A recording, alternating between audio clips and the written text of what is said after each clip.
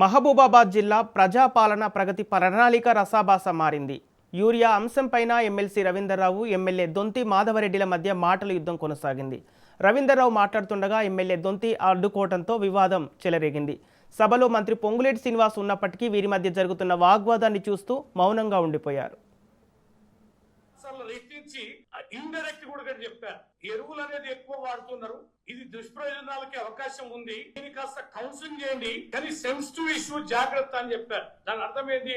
ఆకలి ఉన్న వాడికి అన్నం పెట్టాలి. నువ్వు ఉపన్యాసాలు లెక్చర్లు ఇస్తే ఒప్పుకోడు, కోపానికి వస్తాడు. రైతులకు యూరియా కావాలనే మంట మీద ఉన్నాడు. మీకు అర్థం కాలేదనుకోండి, నేను ఇంకో కోణంలో పోవాల్సి వస్తుంది. నేను నెగిటివ్ కోణంలో రాలే, మీరు వేరే కోణంలో మాట్లాడు. మైకు నాకు అవకాశం ఇచ్చినప్పుడు సభ మర్యాద నాకు అవకాశం ఇవ్వాలి. అయితే చాలా విషయాలు ఏమైతున్నాయంటే, ఇప్పుడు చిన్న జిల్లాలో అయినాయి. మాకు చాలా ప్రాబ్లం ఉంది మా ప్రభుత్వంలో, కానీ మంత్రి గారికి మేము కూడా మనం మాట్లాడుకున్నాం. జిల్లా కలెక్టర్లు వేయాలి, అధికారులు కావాలి. ఈ అధికారులు కావాలంటే చాలా ప్రాబ్లం అవుతుంది. మంచి అధికారులు దొరకడంలే. ప్యాషన్ తోటి ఇచ్చిన టాస్క్ ని ఒక అధికారికి పోస్టింగ్ ఇచ్చినామంటే రేయింబవలు కష్టపడి ఆ డిపార్ట్మెంట్ కి, ఆ శాఖకి మచ్చలాకుండా పనిచేసే అధికారుల శాతం తగ్గి ఆఖరికి ఏంటంటే ఫలానా ఆయన కలెక్టర్ వేసుకోరాండి, ఫలానా ఆయన ఆర్టీఓ వేసుకోరాండి అంటే వేసుకునే దుస్థితి వస్తుంది.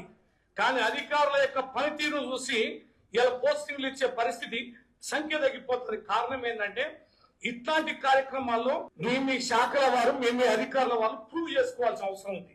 ఇది శాశ్వతంగా చేయాలి. ఇది 5 రోజులకి మనం అనుకున్నాం. ఇప్పుడు ఏది వ్యవసాయం అనేది చాలా పెద్ద సబ్జెక్ట్. వ్యవసాయానికి ఒక విధానం ఉంది. ఎరువులు వాడకం పైన మనం రైతులకు చెప్పాల్సిన అవసరం ఉంది.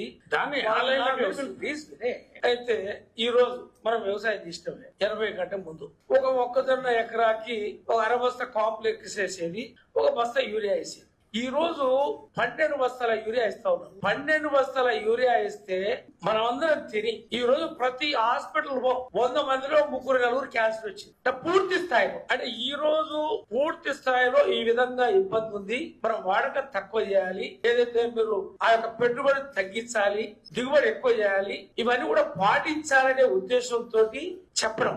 అంటే వాళ్ళందరికీ కూడా ఇప్పుడు ఒకేసారి ఇప్పటిదాకా మనం ఏర్పాటు చేస్తూ ఒకేసారి చెప్తే ఇబ్బంది అవుతుంది.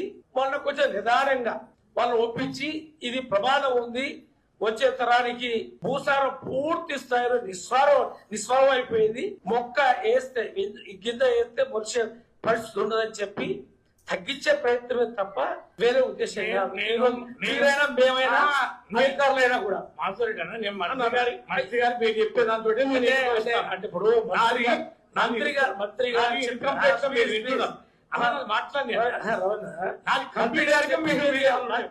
గారు ఏం చెప్పిందంటే, నేను మంత్రి గారు చెప్పింది వారు ఏం చెప్పారంటే ఇష్యూ కాకుండా, అంటే రైతులు రియాక్ట్ కాకుండా, ఇష్యూ కాకుండా వినే కొడుకు తప్పు చేస్తే యజమాని అది నిదానంగా చెప్పి మంచి మార్గంలో తెచ్చే కొడుకు యజమానిగా మంత్రి గారు అధికారులకు ఆదేశం ఆ విధంగా